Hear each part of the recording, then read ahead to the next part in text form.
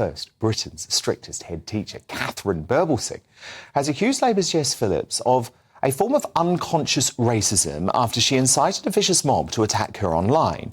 Now, the pair had become locked in a Twitter spat after Katharine posted a tribute to Tina Turner alongside her husband Ike Turner, to which Jess Phillips responded, "Domestic abuse is never okay. We will defeat those who prop up the status quo." She then went on to suggest that there are poor safeguarding policies at the school Birbalsingh leads. Now, Katharine has since admitted her initial post was a mistake, but in an explosive letter to Slippery Starmer, she has slammed Phillips for, quote, racist and bullying behaviour and of unconscious bias, adding that she hates me because she subscribes to the idea that black and Asian individuals in public life owe a duty to voice opinions that match with a left-wing view of the world. Meanwhile, Shadow Education Secretary Bridget Phillipson responded to those bombshell allegations on Sly News yesterday. Watch. Jess Phillips is racist? No, I don't. But I think it's important that if people have concerns, if they're unhappy about the conduct of a Member of Parliament, that can be investigated as part of that process. And I'm delighted to say that Katharine Birbalsingh joins me now. And, Katharine, I think what's so pernicious about this is that Jess Phillips clearly thinks that as a black woman, you should sign up to a particular political philosophy. And effectively, you're calling her out on that and saying that is a form of unconscious bias or potentially even unconscious racism. Yes, well, I think so. And the reason I think so is because I tweeted a GIF when Tina Turner died of various iconic photos. For whatever reason, it malfunctioned and it only went out as a photograph. And I had good times on it. And the photograph was of Ike Turner and Tina Turner. Who was, of course, an abusive partner. Exactly, and everyone knows this. So you would assume that it was some kind of mistake. Yeah, so it was a little social media flub, which we all make, right? Yeah. Not a big deal. Exactly. But she turns this into a real attack on you. Well, and says that I support domestic violence, that when I said that I didn't support domestic violence, she then responded with a meme, with a sarcastic sure. She did this to 630,000 followers of hers, 4 different tweets, calling into question the safeguarding policies at my school. And these had millions of views, these tweets. And this, exactly, over 1 million views. And obviously there was impact because of that.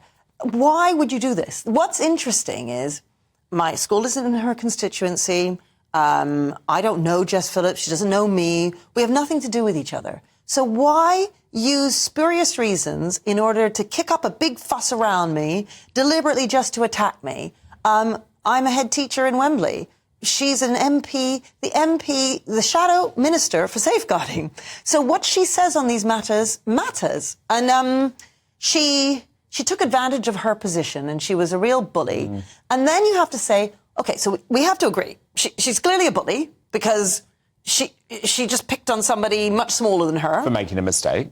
And made something up. I mean, it's very clear, obviously, I don't believe in domestic violence. And even if you thought I did, well, then you would write to my governors. Then you would contact somebody because she never wrote to my governors. So she obviously doesn't think that. And when I said that I didn't believe in this, she still, she rejected my understanding. Now, it is also the case she refused to call me by my name. She kept calling me that head teacher woman. She was insulting and vile and so angry about the National Conservatism Conference that I went to the week before where I gave a speech. Not once did she engage with a single argument that I made. I don't know if she disagrees with me about anything, really, because she never made any arguments. What she did was just attack me, who I am.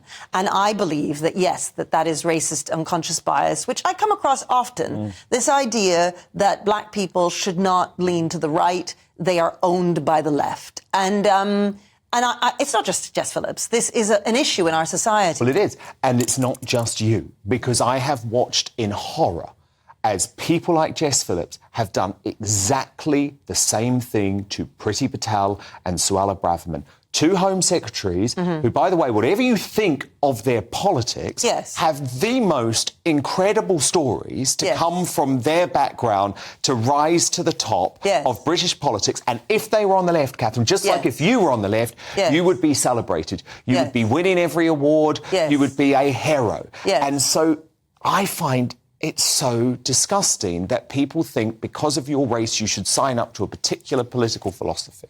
Yeah, and the problem is, actually, is that because the right don't tend to talk much about unconscious bias, I mean, you're the exception here in a way, you know, and of course there are people on the right who do, but doesn't tend to be a subject of interest to the right. And because I'm accusing the left of unconscious bias, the left don't have it. The left love talking about racism when they're throwing it at the right, but when it comes to looking at themselves, they won't do it. And while I'm no big fan of Harry and Meghan, you know, Harry spoke about doing the work, and this is something the left talk about quite a lot when it comes to this kind of thing. And I think Jess should do the work, really, because I do think she has, because otherwise why get so angry? Where is that feeling where is that vitriol coming from? Why? Who am I? Who cares about me? Because you should be on her side, Catherine. That's right. And that's so fundamentally what she believes. She believes, because she's a socialist, you know, that you are letting down your people. And many times I've heard this from white people on the left, that I've betrayed them, that the fact that I might attend a conservative conference or I might say that I'm a small c conservative, this is somehow betrayal. And I want to highlight this problem, really, that all of us should be more aware of. There is such a thing as unconscious bias. It works in many different ways.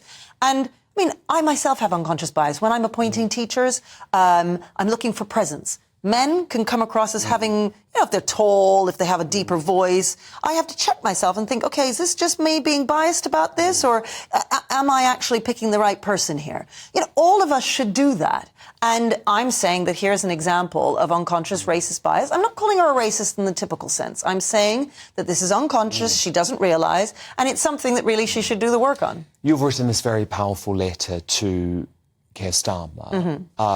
What are you expecting to come from that? Have you had anyone from the Labour Party reach out to you yet? No, but it was recent. So I hope they do.